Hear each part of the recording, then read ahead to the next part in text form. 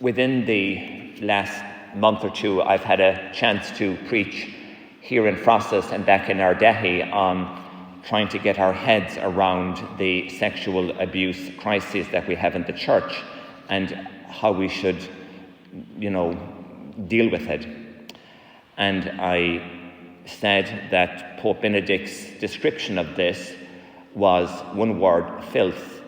And Germans don't say anything that they don't mean. So for Benedict to call this filth in the heart of the church says it all. And in those homilies that I've given, I gave a bottom line, namely, don't throw the baby out with the bathwater. The baby is Jesus and the home that we all have in heaven. So don't throw that out. And the bathwater that we need to throw out is the feelings of a relatively small number of Jesus's representatives. This whole thing is continuing to cycle around in the media. At the moment, apparently there's lots of people on the Joe Duffy show talking about the very harsh treatment that they received in Catholic schools. And there's an excellent letter in the Irish Catholic this week, and the writer is drawing our attention to the fact that whenever there's stuff on Joe Duffy or any other secular media, it'll always be feeding us the most negative angle on the church that they can possibly come up with. Nobody is ever going to be on the Joe Duffy show speaking about the great time that they had in a Catholic school and maybe a nun or a priest or a teacher who was especially kind to them in difficult phases in their life. And the other point that the letter writer makes is that this was a completely different world to our world. And we can probably relate to this ourselves. This was the world where the thinking was, you spare the rod and you spoil the child. But still, there's a lot of problems in the church, and why are we all still Catholics, right? Okay. Well, I'd like to switch to John Henry Newman.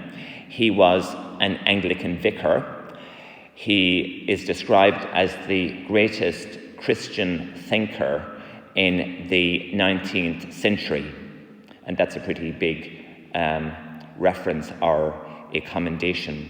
He was a professor at Oxford University, and his specialty was church history, especially early church history. And he was looking around at Christianity. There's all of these different, indeed thousands of different churches. They all believe different things. They're doing different things, etc., etc. And his burning desire was to try to find in the world of today that church which is a continuation of the one church founded by Jesus back 2,000 years ago that we read about every time that we open up the New Testament. So how do we find that church? And after much soul searching, he came to the determination that the continuation of the church founded by Jesus and the apostles is to be found today in the Catholic Church. So after a very long all-night confession, he was received into the Catholic Church, and eventually he was made a cardinal as well. And Pope Francis canonized him a saint of the Catholic Church in the year 2019. It's a very fascinating life. He had an incredible mind, and he's worth looking up on the internet, John Henry Newman. He made a very big sacrifice in becoming a Catholic. He lost many of his Protestant friends and family. They completely disowned him after he became a Catholic. And to make matters worse, he got a pretty lukewarm reception as well in the Catholic Church, because many people thought that maybe he wasn't straight with them, or that he wasn't a real Catholic because he hadn't been born one. But he was true to his conscience, and he spent the second half of his life as a Catholic.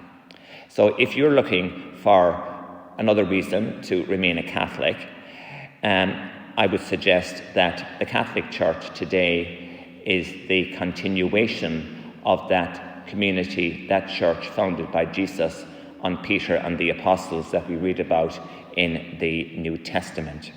Another reason that I think is a very forceful reason to remain a Catholic is that in spite of all of our problems, we're still 1.4 billion members in the world today.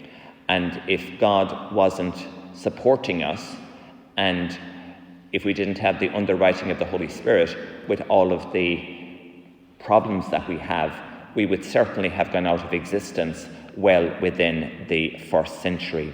But when Jesus founded the Catholic Church on the Rock of Peter, he gave it a guarantee that he would always be with it, namely that the gates of hell will not prevail against it. So we believe that that promise of Jesus to support the church will be true to the time of his second coming.